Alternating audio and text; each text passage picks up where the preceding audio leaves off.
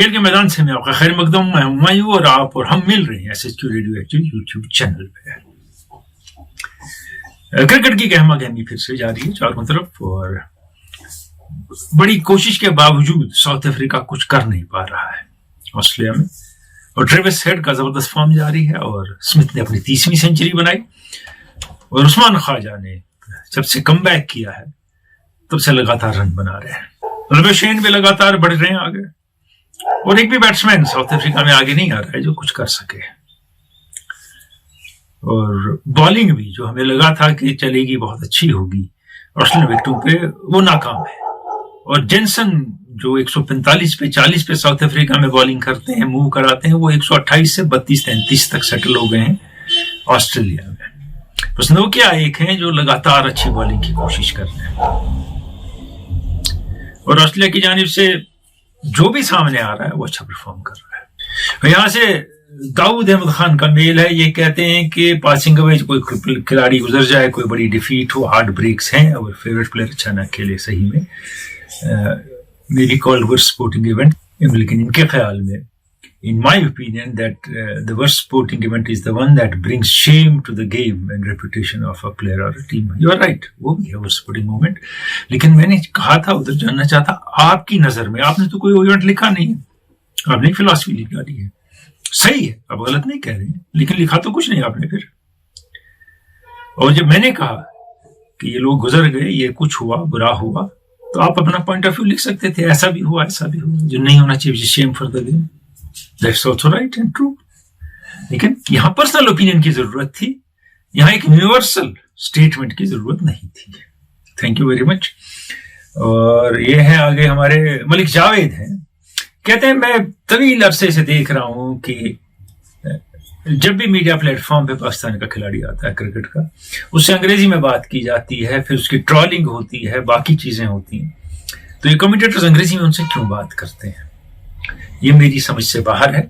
आगे मलिक जावेद लिखते हैं कि मैं अजीम खिलाड़ियों में मेसी, रोनाल्डो, बाकी और रशियन प्रेसिडेंट या चाइनीज लीडर्स को तो अंग्रेजी बोलते नहीं सुनता हूं, उनकी तो कोई ट्रोलिंग नहीं करता है, क्या उनको तो अंग्रेजी की उनसे बात नहीं होती, हमारा ऑब्सेशन क्या है। आप देखिए पिछले 10-12 साल से जब मैं ये बात करता हूं तो मैं साथ में यही एग्जाम्पल देता हूं जैसे आपने दिए हैं कि ईस्टर्न यूरोप की जो खवातीन खिलाड़ी हैं, टेनिस या मेल है, उनसे तो कोई अंग्रेजी में बात नहीं करता। ब्राजील के, अर्जेंटीना के खिलाड़ी, कोलंबिया के अंग्रेजी में बात नहीं करते हैं, अपनी जबान में करते हैं। स्पेन के खिलाड़ी अपनी जबान में करते हैं, जर्मन मोस्टली अपनी जबान में करते हैं, और उनसे बात भी उनकी जबान में की जाती है, और जो बात पूछ रहा होता है वो बताता है फिर इनने क्या कहा, वो ट्रांसलेट करता है। ये हमारी कॉलोनियल लेगेसी ऐसी है कि हम मानने को तैयार ही नहीं है कि अंग्रेजी के बगैर क्रिकेट खेली जा सकती है। अंग्रेजी जरूरी है क्रिकेट के साथ, टर्म्स इंग्लिश में ठीक है, वो यूनिवर्सल है, वो सब समझते हैं, बॉल को बॉल, बैट को बैट, विकेट को विकेट कहना है, पिच कहना है, उसका जरूरी नहीं है उर्दू में कोई मुतबादिल हो। लेकिन ये बिल्कुल हकीकत है कि अगर आप बाबर आजम से बात कर रहे हैं, आप इंडिया के किसी नए खिलाड़ी से बात कर रहे हैं, वो अंग्रेजी नहीं बोल पाता है, तो हम उसको शर्मिंदा करते हैं। हमारे कमेंटेटर, हमारे जो उस वक्त वहां सेरेमनी कंडक्ट कर रहे हो, हालांकि अगर हकीकत माने, जब इंग्लिश के तकाजों पर देखते हैं उनकी अंग्रेजी भी सही नहीं होती है जो ये पूछने वाला है, लेकिन वो अपनी जबान में उससे बात नहीं करता है।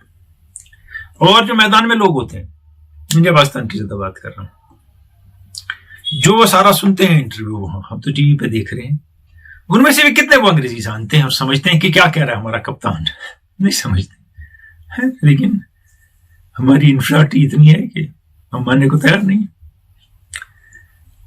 जबकि इट्स वेरी मच पॉसिबल। और ये उस प्लेयर पे भी होना से वो कहे मैं उर्दू में या हिंदी में बात करूंगा, आ गई बात, समझिए समझिए, नहीं तो आप समझाइए, ये कॉन्फिडेंस होना चाहिए। और अगर कोई जबान आप सीख लें अच्छी बात है, लेकिन प्लेयर के लिए ऑब्लिगेटरी नहीं है। अब बात हुई, अपने पाकिस्तानी प्लेयरों की बात की और मीडिया की, और उससे दूसरे टेस्ट की न्यूजीलैंड की बात करेंगे। और टीम में वसीम ड्रॉप हो गए, उस खराब विकेट पे उन्हें अच्छी बॉलिंग की, पूरा दिल लगा के, और बैटिंग से मैच बचाया और टीम से बाहर हो गए। ये एक सिचुएशन वहां है कि बॉलर सेटल नहीं होता है, वो श्योर नहीं होता है मैं परफॉर्म करूं या ना करूं, मैं टीम में रहूंगा कि नहीं, क्योंकि हर मैच में 2-3 तब्दीलियां होनी है। ये पिछले 8-10 साल से सिलसिला चल रहा है, हर मैच में टीम चेंज होगी। न्यूजीलैंड ने फिर एक बड़ा स्कोर किया और फिर ओपनर आसानी से आउट नहीं हुए। लेथम 71, कॉनवे 122, ब्लंडल के 51 रन और लंबी बारी खेल गए।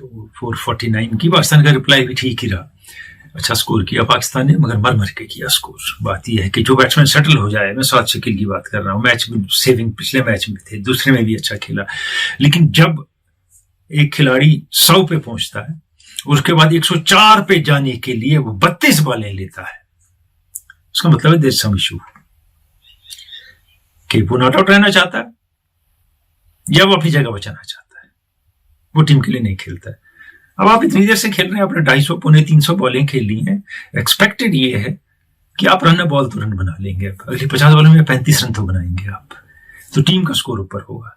ये मैंने बारहा कहा है कि जो वक्त बहुत निकालता है विकेट पे और रन रेट और स्कोर आगे नहीं बढ़ाता है, उससे टीम को खास फायदा नहीं होता है, क्योंकि जब वो आउट होता है वो 125 बॉल खेल के 32 रन 33 रन बना के आउट होता है, जिसमें वो 70 बना सकता था, तो फायदा 32 बॉलों का, रनों का हुआ टीम को।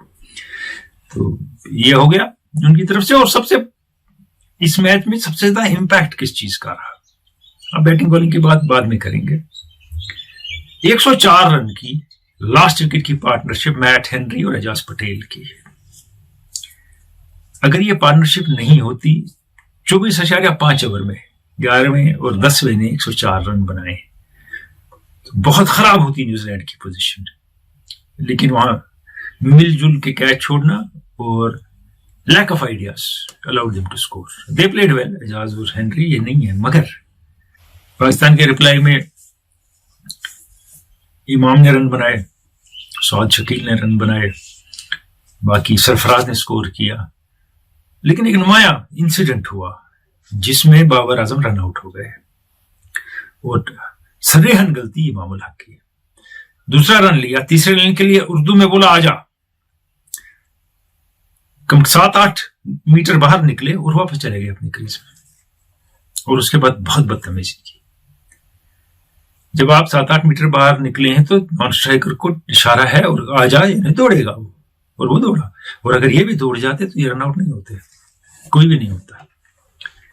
और ऐसी सिचुएशन में ये मेरा मानना है, आप डिसएग्री कर सकते हैं, मैंने अपने क्लब क्रिकेट में होते देखा है कि हमारे टॉप बैट्समैन के लिए हमारे दूसरे बैट्समैन जो भी अच्छे बैट्समैन थे अपना विकेट सैक्रिफाइस करते थे रन आउट के वक्त, तो उस एंड पे दौड़ जाते थे कि मेरी कैपेसिटी 70 या 60 या 50 है, इसकी 250 है। ये इमाम भी कर सकते थे, क्योंकि इमाम की हद हो जाए तो 70-80 तक पहुंचते हैं, बाबर 200 तक जा सकते हैं, और बाबर इनिंग को कंट्रोल कर सकते हैं जो इमाम नहीं कर सकता है। लेकिन ये जज्बा होना और ये उस वक्त इससे काम लेना बहुत कम खिलाड़ियों में होता है। आगा सलमान को सडनली बॉलिंग दी गई, 3 विकेट लिए। सेकंड इनिंग में शुरू में कुछ दिया, फिर भूल गए, फिर ब्लंडल और ब्रेसवेल ने खूब पीटा, फिर एंड पे याद आए, फिर नहीं लगा कि ये ऑफ स्पिनर कुछ कर सकता है इस विकेट पे। तो ये ब्लैकआउट्स बहुत होते हैं बाबर और टीम मैनेजमेंट के पाकिस्तान में। और सेकंड इनिंग में from bad situation New Zealand went to a very good situation, और सऊदी ने एक जबरदस्त सपोर्टिंग डिक्लेरेशन की जिसपे वो मैच हार सकते थे। बहुत टाइम दिया दूसरी टीम को, क्या हो बनाओ run. Pakistan was never in the game and they lost 2 early wickets. लेकिन फिर इस टीम में वो रेजिलियंस है कि कोई ना कोई हाथ खड़ा कर देता है और मैच बचा लेता है। अब हम कहेंगे 15 ही रन या 14 ही रन दूर रहे, वो तो बचने का था। आखिरी 3.5 ओवर तो 10वें और 11वें ने खेले, तो मैच जीतने की कहां बात कर रहे हैं आप। मैच जीतने का चांस था नहीं, फिर सर्वाइवल था, फिर 90 ओवर्स हो गए, फिर बैड लाइट हो गई साथ में, तो मैच ड्रॉ हो गया, पल्सेटिंग ड्रॉ हुआ in the end. But New Zealand made it pulsating draw, neither the wicket nor Pakistan were inclined to do it. अगर आप फिर से इस मैच को देखें, सरफराज बेमिसाल रहे दोनों इनिंगों में बैटिंग में, एक लाजवाब इनिंग खेली सेकंड में, और अगर वो मैच जिता देते तो मुझे इंजमाम की इनिंग याद आ रही थी जो उनने खेली थी बांग्लादेश के साथ, हारी हुई बाजी अकेले ने टेलंडर्स के साथ 10वें 11वें के साथ जिता दी। लेकिन ये वो कर नहीं पाए, को इंजमाम थे। ये सरफराज का कमाल है जो उन्होंने किया। सरफराज के साथ बाबर ने इस सीरीज में ठीक बैटिंग की, आगा सलमान ने कुछ की बैटिंग, साद शकील ने बैटिंग अच्छी की, लेकिन इमाम उल हक ने अच्छी बैटिंग की, लेकिन शान मसूद टोटली एक्सपोज हो गए। He is not for test cricket the way he got out in second inning.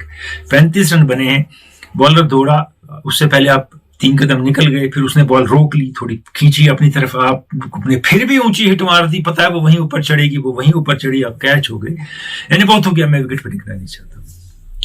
तो वो मिथ खत्म हो गई उनकी।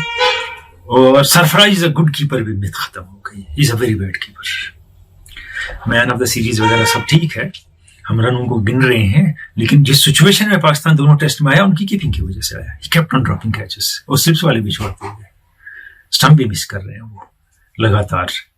एक सिचुएशन पाकिस्तान के लिए है कि शान मसूद जैसे मीडिया हाइट प्लेयर के बदले रिजवान एज बैट्समैन खेले और कीपिंग करें, सरफराज एज सोली एज बैट्समैन खेले। देखिए इंग्लैंड की टीम में 4 प्लेयर खेलते हैं जो कीपिंग करते हैं। बेयरस्टो को कीपिंग करते हैं, फोक्स कीपिंग करते हैं, पोप कीपिंग करते हैं, और वक्त आने पे बटलर भी होते हैं टीम में, वो भी कीपिंग करते हैं।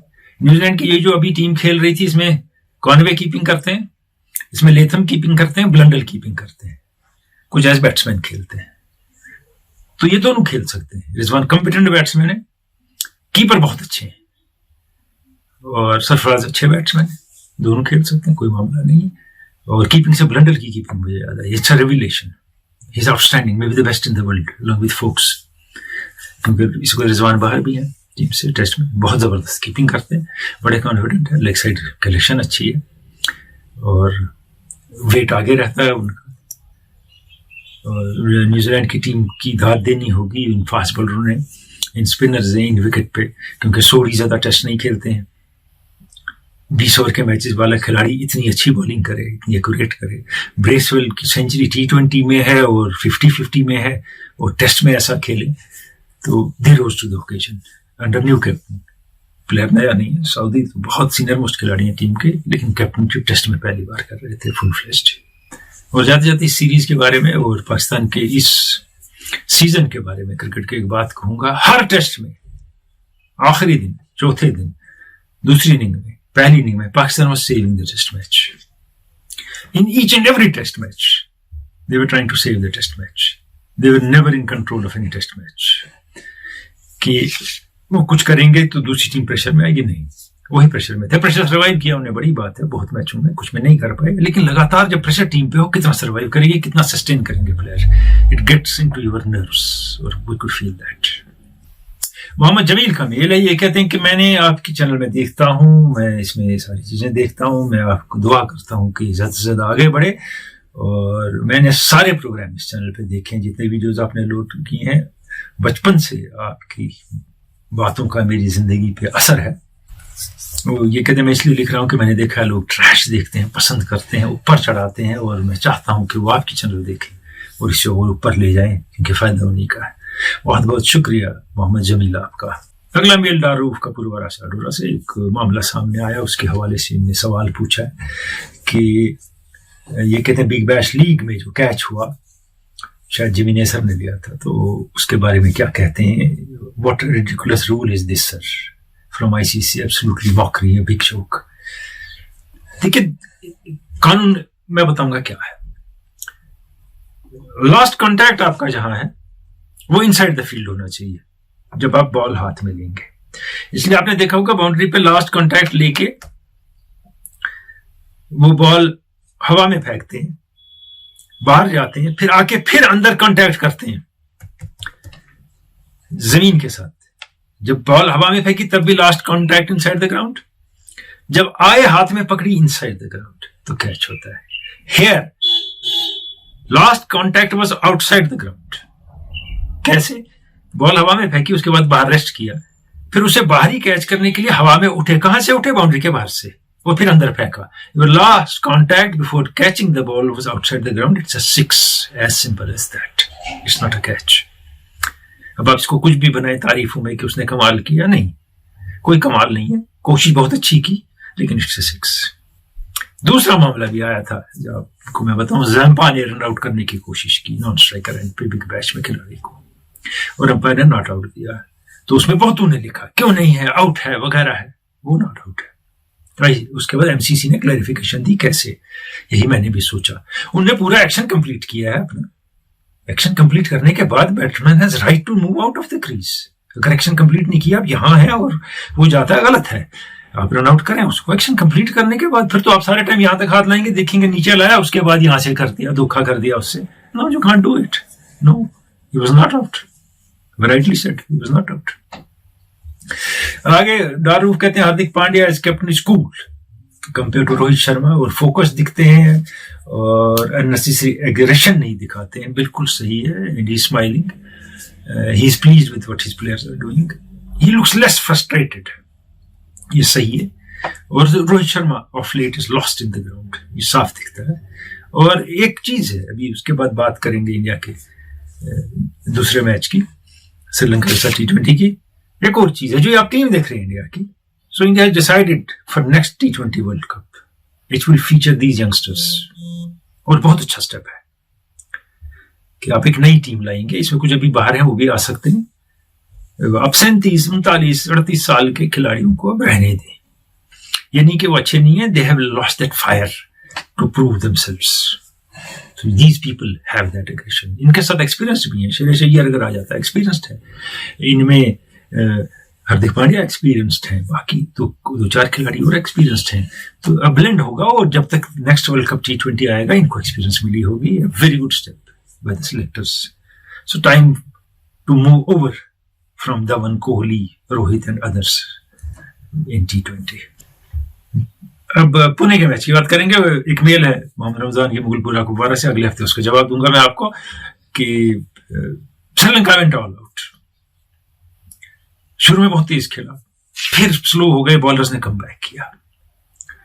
उसमें जो 2 विकेट ओवर में लिए उमरान ने, उससे भी फर्क पड़ा.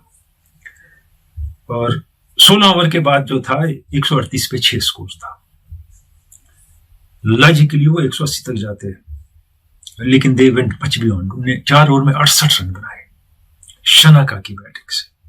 क्या भी मिसाल बैटिंग की हमने. कंट्रोल, एग्रेशन और बहुत अच्छा. और स्कोर 206 हो गया.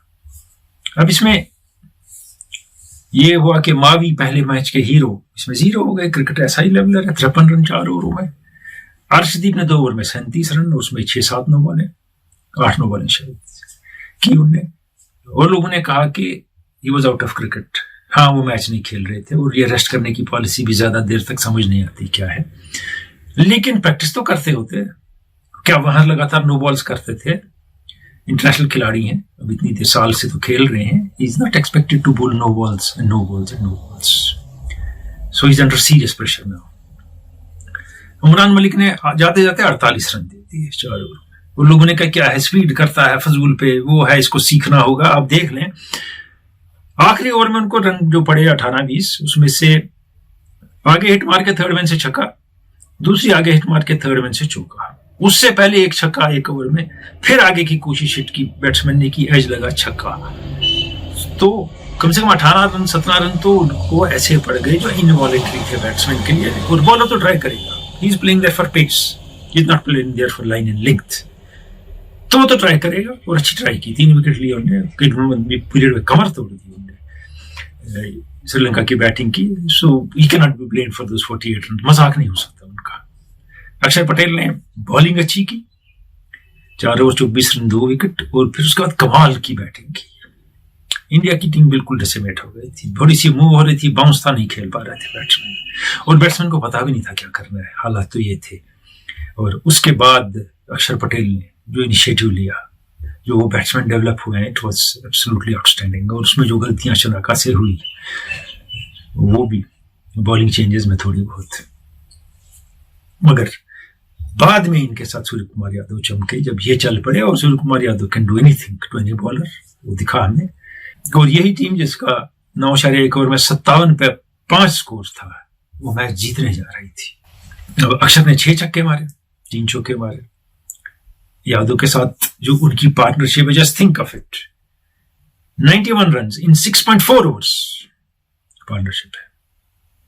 कुछ समझ नहीं आ रहा था श्रीलंका को हम क्या करें. और उसके बाद मावी ने भी जो 24-25 रन 15 बॉलों में बनाए, he also tried his best. और बीच में जो सेटबैक हुए, विकेट गिरे, वो खासकर सूर्य कुमार यादव का विकेट जब गिरा, फिर थोड़ी प्रॉब्लम्स हो गई. और उस वक्त जो बॉलिंग की, 1-2 ओवर निकाले श्रीलंका ने 6-6 रन देके, फिर टोटल आउट ऑफ रीच हो गया था, लेकिन India came very close to it. और थोड़ी चीजें देख के इंसान हैरान भी होता है कि कंफ्यूजन होता है, प्रेशर होता है, टेंशन होता है। बॉलर मधुशंका जाते हैं 18वां ओवर करने, पहली 3 यॉर्कर मारते हैं, बैट्समैन नहीं खेल पाता, छोटी स्लोअर और शॉर्ट पिच मारते बैट्समैन को डिसीव करने के लिए। अगर आप यॉर्कर आपकी ठीक चल रही है, why should experiment? You experiment. Then what happens? He's hit for 6, 4 and 6 in the next 3 balls while experimenting. तो हमें उनके प्रेशर की बात भी माननी चाहिए जो वो फेस करते हैं। आप पिछले हफ्ते के सवाल की बात करेंगे और उसके बाद आज का सवाल भी।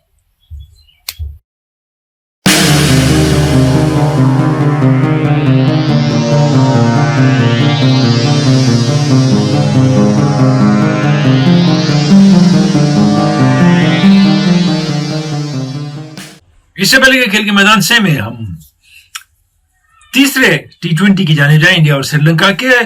पहले पिछले हफ्ते का क्विज देखिए, ये था सवाल, इनमें यकसानियत क्या है? What binds them? What's similar in them?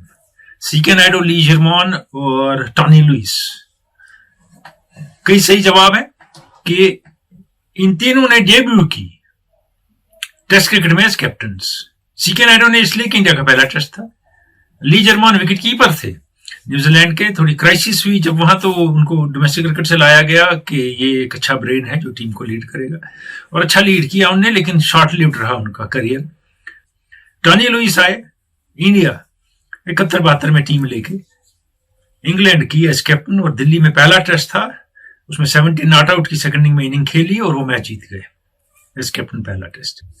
उनके बेशुमार 30-35 हजार रन है फर्स्ट क्लास में, और बहुत अच्छे बैट्समैन थे, लेकिन 9-10 टेस्ट ही खेले और 7 में शायद कैप्टनशिप की उनमें से।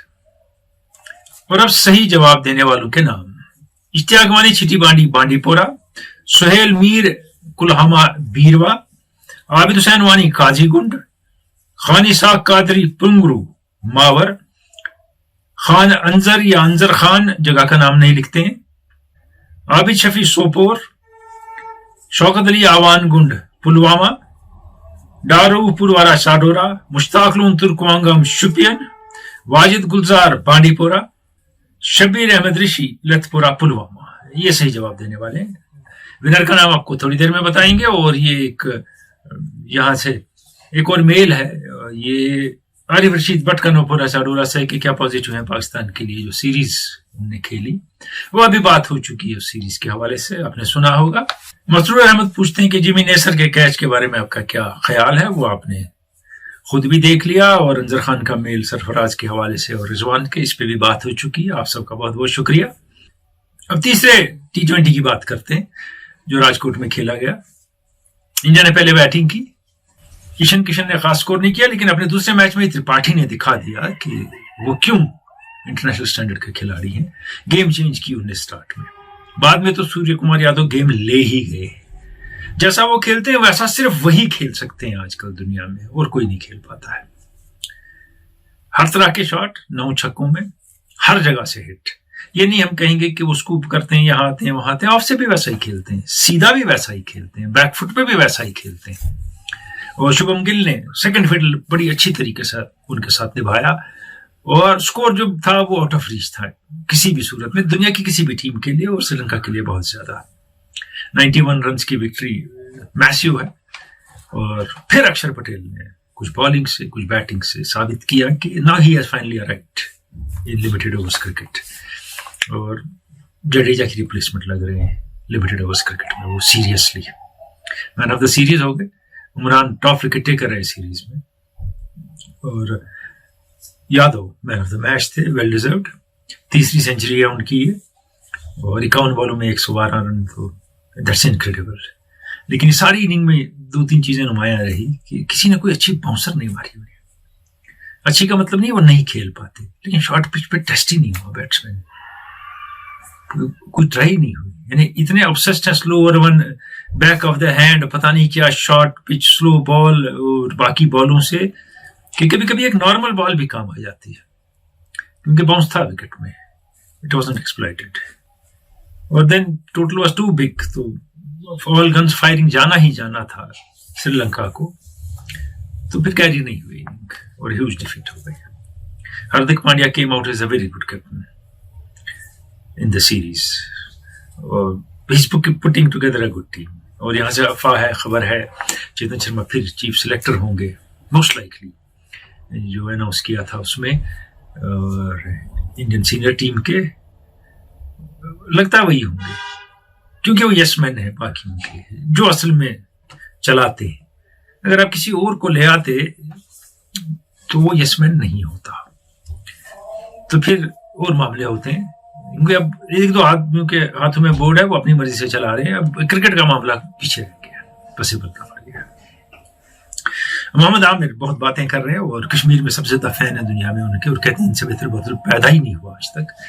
डोमेस्टिक क्रिकेट नहीं खेली है उन्होंने, T20 क्रिकेट नहीं खेली है, PSL नहीं खेला है पिछला, फिर कौन सा फॉर्म है जिसपे वापस आना चाहते हैं? शायद जबान, वो भी निहायत ही क्रूड और बदतमीजी वाली, और उस पर आना चाहते हैं वापस टीम में। और जो उनका फॉर्म था जब वो इंटरनेशनल क्रिकेट खेल रहे थे, मेरे ख्याल में आखिरी 10 मैच में 3 विकेट हैं उनके, उसमें रन भी खूब पड़े। और दूसरी बात मैं हर वक्त कहता हूँ कि he will create crisis in dressing room of Pakistan. Najam Sethi कुछ भी कर सकते हैं, क्योंकि क्रिकेट से ज्यादा उनको बाकी चीजों की फिक्र है और अपनी फिक्र है। तो मगर ही will create crisis in the dressing room, जहां प्लेयर एक दूसरे के लिए के सपोर्ट में खेल रहे हैं पाकिस्तान टीम में बहुत अरसे के बाद, पिछले 1-2 साल से। So you can't have him in the dressing room. और अब आज का क्विज, ये लिखा भी है और मैं बता भी रहा हूं। दिलीप वेंगसरकर को कर्नल कहा जाता था, क्या वजह है उन्हें कर्नल कहा जाता था? What's the basis behind calling Dilip Vengsarkar colonel? उन्हें कर्नल का लक़ब क्यों मिला और कैसे मिला, या क्या वजह थी उन्हें कर्नल कहा जाता था? ये आज का सवाल है हमारा। KKMS स्पोर्ट्स बैंक जो हमारा फेसबुक पे पेज है उसकी टाइमलाइन में लिखेंगे। कुछ लोगों ने सामने लिख दिया था, मैंने डिलीट कर दिया, वो नहीं करना। पिछले हफ्ते के विनर हमारे अंजर खान, बहुत मुबारक अंजर खान, आप पिछले हफ्ते के क्विज के विनर हैं, लेकिन अपनी जगह का नाम नहीं लिखा है। और अब एक बात, जो मामला बड़ा सामने आया है, बड़ी बातें हो रही जिस हवाले से कि रोनाल्डो क्यों चले गए अरब खेलने। अभी अभी लोगों ने टीवी पे लीग्स देखनी शुरू की है, थोड़ा और कुछ देखा है लाइफ में, तो फुटबॉल से दिलचस्पी होती तो जानते कम थे और जानते आज भी कम है। पहले कॉस्मोस में खेलने गए अमेरिका रिटायरमेंट के वक्त, टेवेस चाइना चले गए, बेकहम अमेरिका गए, इनिएस्टा चाइना गए, फिर अमेरिका चले गए। आप लोगों को आइडिया नहीं है मैक्सिमम लोगों को। ये सारे प्लेयर जब वो रिटायर होने वाले होते हैं, वो जे लीग में जापान जाते थे, चाइना जाते थे और अमेरिका जाते थे। वहां पैसा ज्यादा मिलता था और इतना टैक्सिंग नहीं थी लीग, क्योंकि उतना हाई स्टैंडर्ड नहीं था। अगर ये थोड़े स्लो भी हो गए थे, अच्छा खेलते थे। उन पर कभी किसी ने ऑब्जेक्शन नहीं किया आप क्यों चले गए, क्योंकि ये अरब गया है खेलने, ये खिलाड़ी। सब ऑब्जेक्ट कर रहे हैं, कैसे चला गया, इसने क्या कर दिया, क्यों? He has right to his own play and his own self. उन्हें बेहतर समझा, कहेंगे पैसा ज्यादा दिया, ठीक है, रिटायरमेंट के करीब है, अगर ज्यादा पैसा कमाया गलती क्या है उनकी? तो रोनाल्डो चले गए वहां खेलने, तो कोई गलत नहीं है, ये पहले भी होता आया है। वो जो 2nd grade, 3rd grade, 4th grade rather player हैं, जब वो बुजुर्गी की तरफ आ रहे हैं तो वो इंडियन सुपर लीग में खेलने आते हैं। 3rd ग्रेड प्लेयर्स जब बुजुर्गी की तरफ आते हैं, नॉट टॉप ग्रेड प्लेयर्स, क्योंकि हमारी लीग उनको अफोर्ड नहीं कर सकती है। So there is nothing wrong in Ronaldo going to Arab to play. मिलते रहेंगे इसी प्लेटफॉर्म पे, इजाजत चाहूंगा, खुदा हाफिज।